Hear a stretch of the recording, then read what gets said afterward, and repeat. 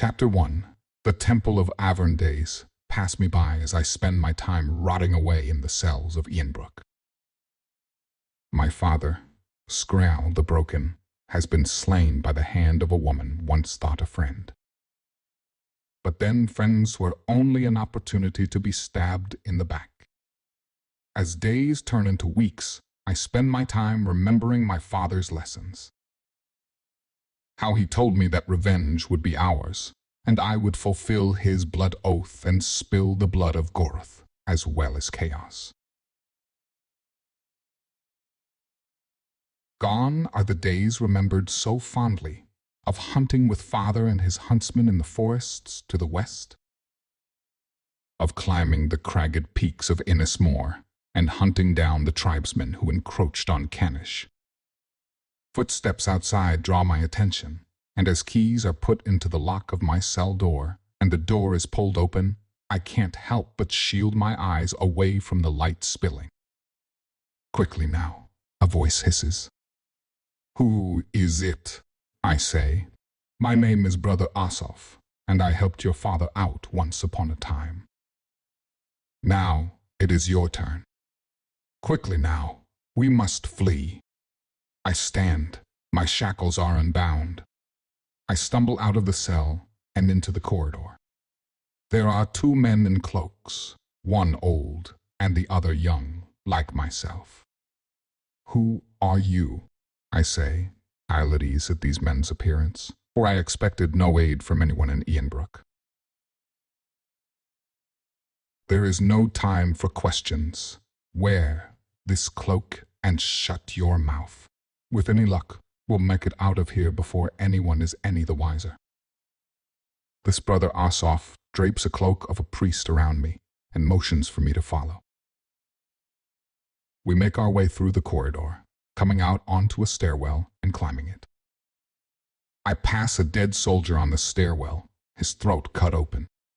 We pass through the corridors as silent as death, avoiding the footsteps that appear here, ducking into a doorway when a soldier appears there. The two men are light and sure of foot, and I find my own step wearing, as I am out of practice, and woe betide the man who tries to creep through a fortress of enemies after weeks spent in a dark cell.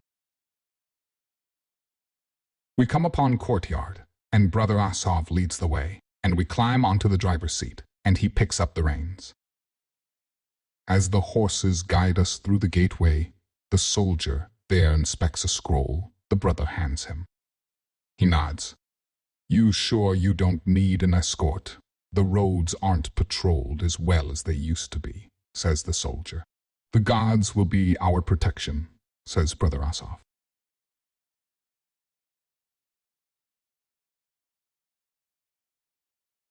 I can't help but look back at the place I'd been kept to rot these past weeks, a feeling of joy swelling in my chest. We head east along the King's Road, and that first night we load the cart into a barn and go inside of a tavern. Brother Asaf pays for our room and food, and I wolf down a watery stew as if it was the greatest meal ever cooked. The ale tastes as sweet as nectar as it washes down the meal, and I can't help but smile. The two priests watch me closely all the while, and I check to make sure we're out of earshot of anyone, which we are. "So, why did you help me?" I ask Asaf. "I was a friend of your father, as I have already mentioned. I would not say it fit for someone as such as yourself to be rotting away in the cells of Ianbrook. You killed a soldier." I held no tone of accusation in my question, merely curiosity. We did. You are to be executed in 2 days' time." Asaf took a sip of wine from his wineskin. "Then you have my thanks. I owe you my life." I hold out my empty palms. "Though I have nothing worthwhile to offer, you have my oath that I will repay the favor." "I'm sure if you are 1/10 the man your father was, then I have nothing to fear in that regard." Asaf stoppered his wineskin and slid it back inside his cloak. "What about you, friend?" I asked the silent priest. His eyes are sharp, blue, face gaunt and pale, with close-cropped black hair. "Why so quiet?" Brother Kamen has sworn his vow of silence. He does not speak through piety. I nod. So be it. We go to our room, where 3 cots are allotted. I climb into the one in the corner, and sleep takes me almost immediately. I remember the first time I took a life. It had been on a hunt to the frozen north, past the temple of Skursk, on my second hunt with father. The first time I had missed my shot, and the stag had gotten clear of the tree line. Father had told me there would be other opportunities to prove myself. I remember the spear in my hands, the outline of the white bear coming closer, the snow falling like winter leaves. How the cold numbed my skin, how my heart beat in my chest, how I tasted blood from biting my lips so hard as the bear noticed our scent. And Father's words in my ear as the bear came roaring at us. "Hold steady, my son," he had said. "Aim for the heart." The bear had reared up on its hind legs, and I plunged the spear into its heart. I had become a man that day, in Father's eyes. I awake to the sound of a voice. I shield my eyes at the light spilling in through the window, and forget for a moment that I had escaped Ironbrook, and that I was not in the cell anymore. Brother Asov is in the privy, Brother Kamen sitting on his cot. I sit up, and Kamen offers me a skin of ale, which I drink from. "Why did you have to swear an oath of silence?" I ask him. He simply shrugs. Be it for the new gods to wish a man to suffer such as that. Kamen smiled and nodded. For I worshipped the old gods. Many a time I had went with Father north to the temple of Skursk to pray of seek omens. We set off east. Easties pass by in silence, with only Asov's humming to say that I had not fallen deaf. "Where are we headed?" I ask on the 5th morning, after a night spent sleeping under a tree. "Why home, Skorm, son of Skrael? This is not the road to Canish lands. No, it is not. We are taking you to the temple of Avern, where you will begin in your training. I am no priest, Brother Asov, and do not wish to become one." Brother Asov simply smiled. "You think we are but simple priests?" The temple of Avern is situated on a southern slope of hill, bordering a sheer drop-off, overlooking a lake below.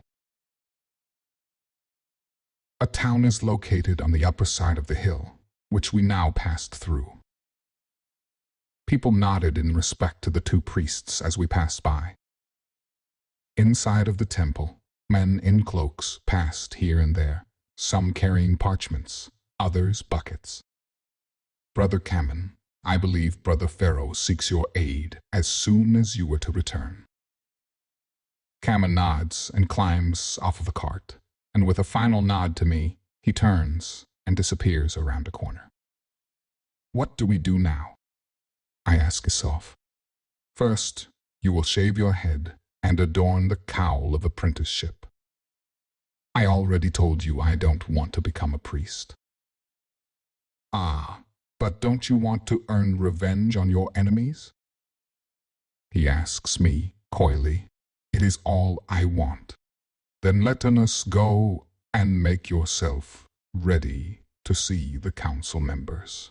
I follow Asov after he hands the reins to a man in a cowl, and we walk through the studded doors into a great hall lined with books, scrolls. Men sit at tables inspecting these. The Temple of Avern is a place of learning, my boy. Asov turns right, and I follow. A place of hard training, But you are your father's son, and I know you will find a place here. My place is in Canish lands, I say through gritted teeth, leading my people against the tyrant Goruth. Brother Asov stops and turns to me. Then be smart about it. Be smarter than your father was. For all his skills in sword play, it didn't stop the knife plunged into his heart. Now, did it? I can only stare. Asov leads us into a room where he tells me to sit. A man appears and begins shaving my head. Then I am told to disrobe, and am given a light blue robe, like some of the younger members of the temple I'd seen wearing. Now, Skorm, son of Skrael, it is time to meet the Council of Avernon. End of Chapter 1. Skorm the Broken.